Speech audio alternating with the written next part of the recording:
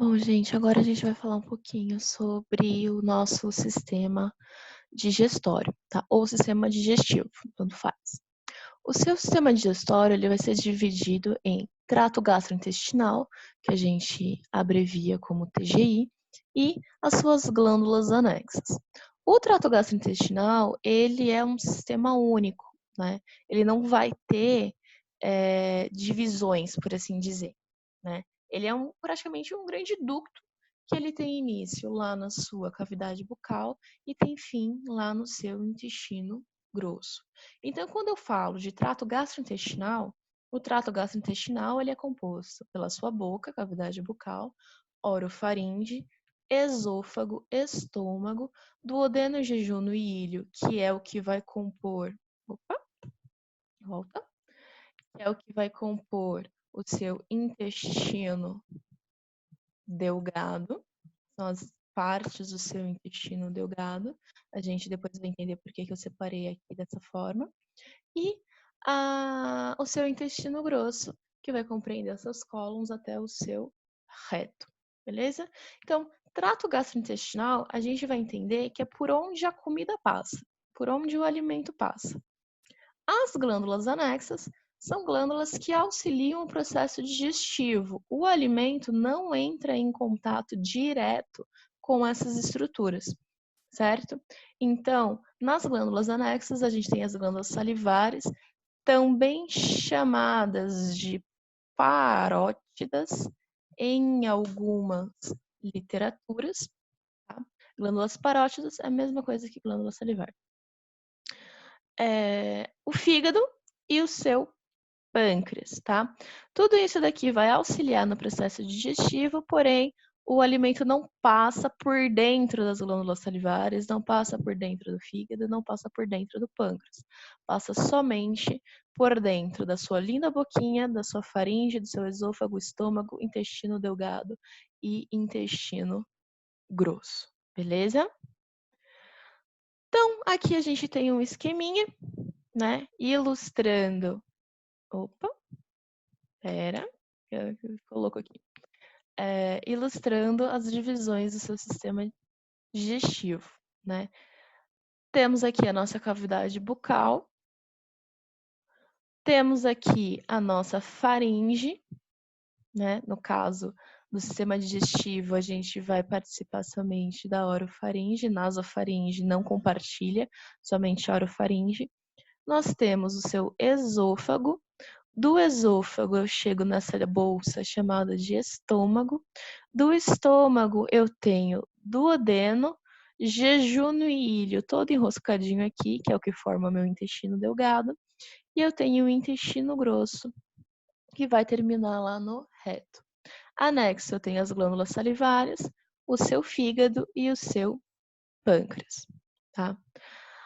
Começando pela parte mais superior, né? Aqui eu tenho a sua cavidade bucal, a sua boca, onde eu vou encontrar a língua, que é uma musculatura responsável por ajudar na deglutição do alimento.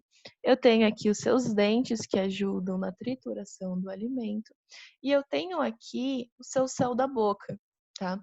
O nome do seu céu da boca é palato, e ele vai ser dividido em palato duro e palato mole. Tá? Perceba que até determinado ponto do seu céu da boca a gente encontra a ossatura. Até este ponto a gente vai chamar ele de palato duro. Da ossatura para trás a gente vai chamar de palato mole. O seu palato mole vai acabar nessa pontinha, né, que se você abrir a sua boca e olhar no espelho, vai ter uma estrutura penduradinha lá no finzinho da sua boca, que muita gente chama, né, carinhosamente de campainha, mas essa estrutura se chama úvula palatina. Então, só para deixar anotadinho, aqui a gente tem o palato duro, que é a região onde eu tenho ossatura.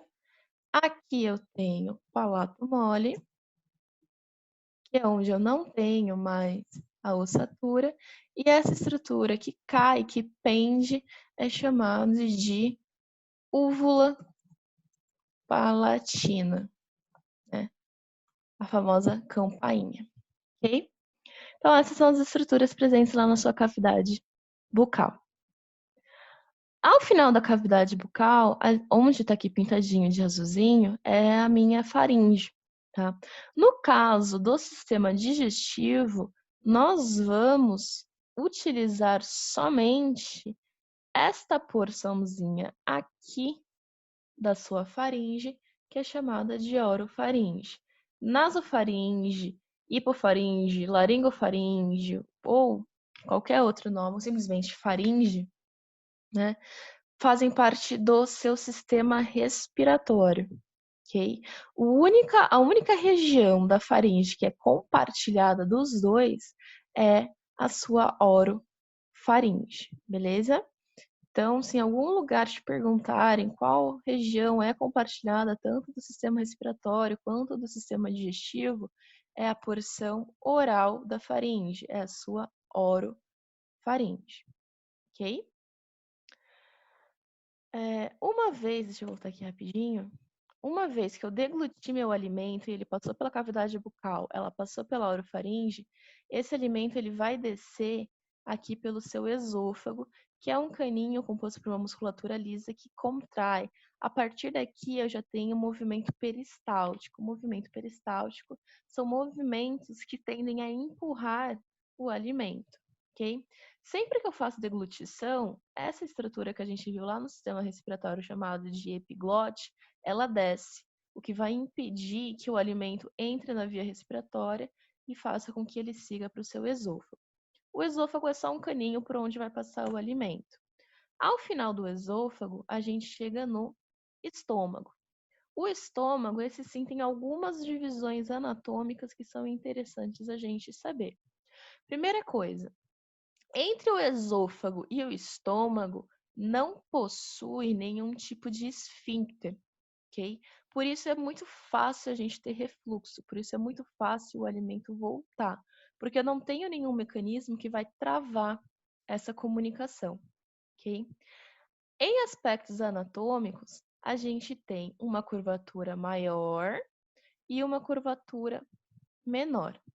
Na parte interna do seu estômago, nós temos ainda algumas divisões, ok? É interessante também a gente perceber que essa mucosa gástrica, ela é organizada em forma de pregas. Por que ela é organizada em forma de pregas? Porque essas preguinhas, quando a gente se alimenta, elas esticam, elas abrem. E isso faz com que o seu estômago dilate. Por isso que você consegue colocar tanto alimento dentro do seu estômago. A questão é que elas laceiam. Então vai chegar uma hora que para você ter a sensação de saciedade, você vai ter que consumir muito mais alimento de tão alaciado que está o seu estômago. Daí as pessoas fazerem, né, aquela cirurgia de redução do estômago ou simplesmente colocar o anel gástrico. Mas voltando para a anatomia, o seu estômago ele tem internamente algumas divisões. Logo no comecinho do seu estômago, né, como está ilustrado aqui, a gente tem uma região chamada de cárdia, tá? Cárdia é o início do seu estômago, é onde o alimento passa pela primeira vez, ok? Essa regiãozinha, ela é repleta de sensores. É aqui onde você vai ter irritação para ter refluxo. Essa região mais proeminente, né, ela é chamada de fundo. O fundo do seu estômago fica em cima, tá? O fundo do estômago, ele também é repleto de sensores neuronais, sensores nervosos, que indica que quando o alimento chega aqui, né, significa que seu estômago ele já está cheio. Então, ele vai te dar a sensação de saciedade. Do fundo do estômago, da zona cárdica ou cárdia para baixo, a gente vai ter a região do corpo.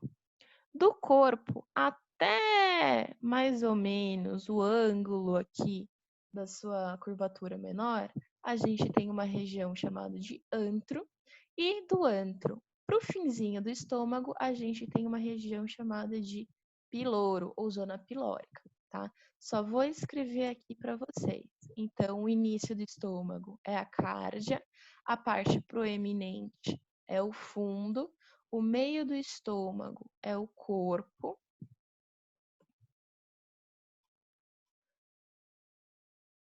o terço, né, penúltimo, né, aliás, a antepenúltima porção é chamada de antro e a porção final é chamada de piloro, tá? A zona pilórica, que é essa regiãozinha final aqui, ela também é muito interessante a gente analisar, porque aqui sim a gente tem a presença de um esfíncter. Esse esfíncter ele se mantém fechado enquanto acontece a digestão estomacal. O seu estômago ele é uma grande bolsa que vai se encher de suco gástrico e ele vai ficar trabalhando em cima desse alimento com as enzimas do suco gástrico para a digestão, principalmente de proteínas, durante um certo tempo. Então, eu não posso permitir que esse alimento ele saia e dê continuidade no trato digestivo. Então, por isso eu tenho um esfíncter aqui, chamado de esfíncter pilórico. Quando eu terminei a digestão estomacal, esse esfíncter relaxa e o alimento sai do estômago para a primeira porção do intestino delgado, que é chamado de duodeno. Então, recapitulando, o teu estômago. Primeira região, cárdia. Região proeminente, fundo. Meio, corpo. Chegou aqui no finzinho, antro.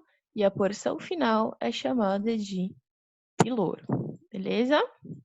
Só apagar aqui para continuar o slide.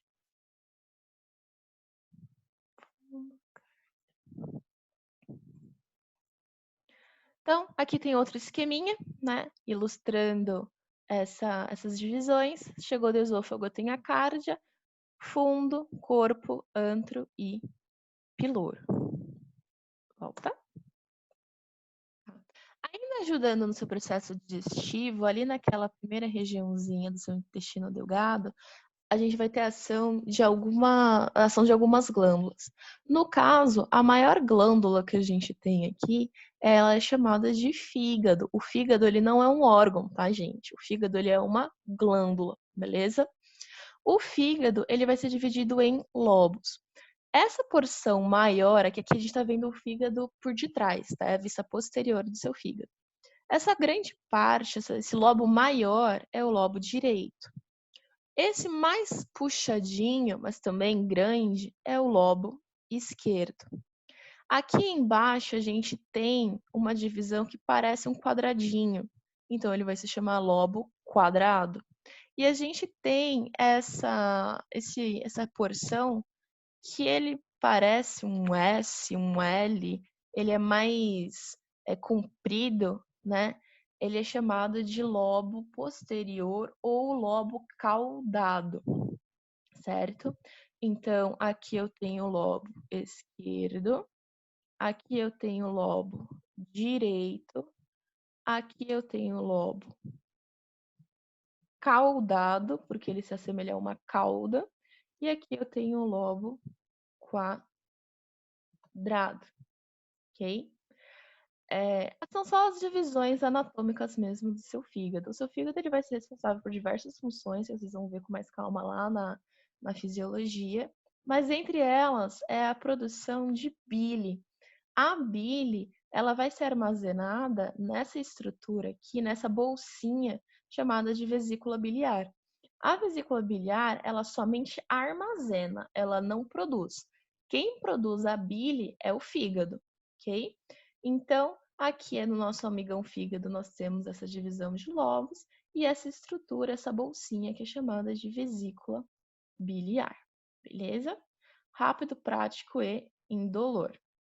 Chegando no seu pâncreas, né, que também vai se comunicar lá com o seu duodeno e é responsável pela produção do suco pancreático, que é rico em enzimas digestivas, eu também vou ter uma divisão anatômica, ok?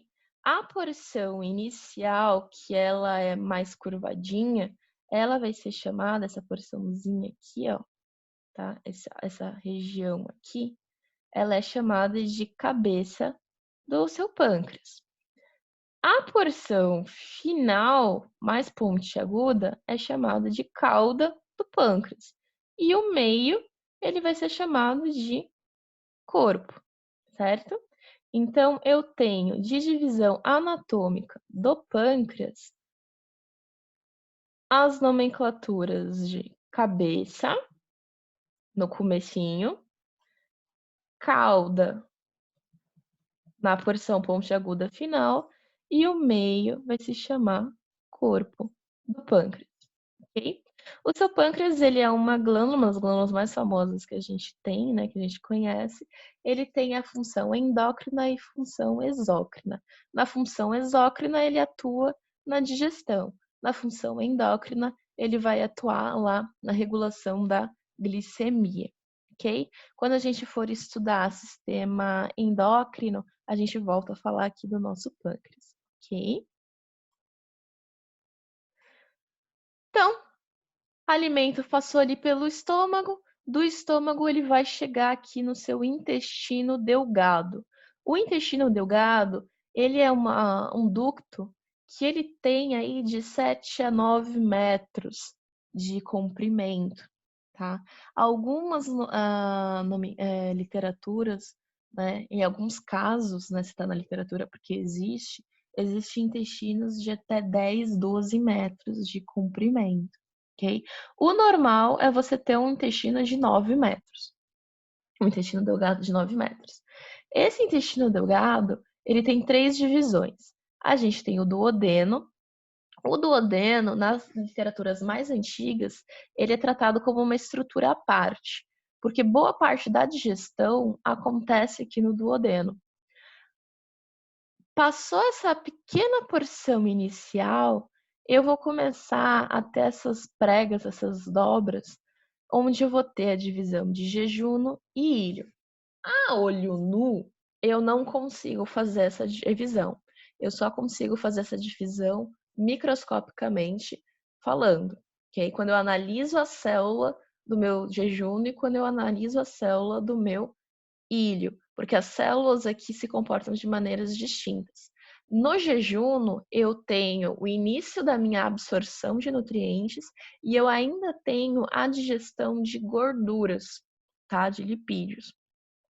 Na porção final, que é o ilho, eu só tenho a absorção de nutrientes. Mas isso daqui, ele é muito mais pertinente para o estudo da fisiologia do que na anatomia. Na anatomia, macroscopicamente falando, eu não consigo fazer essa divisão, mas ela existe. Então, seu intestino delgado, ele é dividido em duodeno, porção inicial, jejuno, porção média, e ilho, porção final. Então, se perguntar, né, quais são as divisões do intestino delgado, duodeno, jejuno e ilho? Passou aqui pelo seu intestino delgado, eu vou chegar no intestino grosso. O intestino grosso, ele é dividido em cólons, tá? A porção inicial, que é essa bolsinha aqui, ele é chamado de seco, né? É a região do seco. É uma região que tem a tendência de acumular fezes, o que não é nada bom. A gente já vai entender o porquê. Mas passou do seco, caminhando para cima, eu tenho o nosso cólon ascendente, ok? Vindo aqui para superior, eu tenho o cólon ascendente. Depois, eu tenho na minha transversal o cólon transverso, ok? Chegou aqui no cantinho, eu vou descer, vou vir para o inferior no cólon descendente, porque ele está descendo. E eu vou ter essa curvinha. Essa curvinha é o cólon sigmoide, porque ele vai formar como se fosse um S. Consegue perceber que eu vou formar um Szinho aqui, né? Um Zzinho, um S? Então, eu tenho aqui o meu cólon sigmoide, ok? No final do cólon sigmoide, eu tenho o reto. O reto, ele é a porção final do meu trato gastrointestinal, e aí eu terei lá a abertura chamada de ânus, beleza? Então, a anatomia do intestino grosso é seco, cólon ascendente, porque está subindo, cólon transverso, porque está na transversal, Cólon descendente, porque está descendo, sigmoide por conta do formato em S. E aí eu tenho o meu reto, ok? Esses puxõezinhos aqui são chamados de alças intestinais, beleza? E anexo ao seu intestino grosso, a gente tem essa estrutura pequenininha aqui, que é chamada de apêndice. O apêndice, ele vai diminuindo, né? Ele vai atrofiando conforme a gente cresce. Quando a gente é criança, o nosso apêndice ele é maior. Conforme nós vamos desenvolvendo, o apêndice ele vai atrofiando. O apêndice, ele tem função imunológica, tá? Quando a gente é criança, um dos órgãos, né, uma das estruturas principais responsáveis pela produção de anticorpos, né, é o apêndice. É o apêndice junto do timo e junto das suas tonsilas, ok? Então, o nosso apêndice, ele não é inútil como muita gente acha, tá? Ele tem uma função muito nobre nos anos iniciais, né? Mas, porém, quando a gente envelhece, ele passa a ficar atrofiado e ele vai perdendo a sua função, beleza?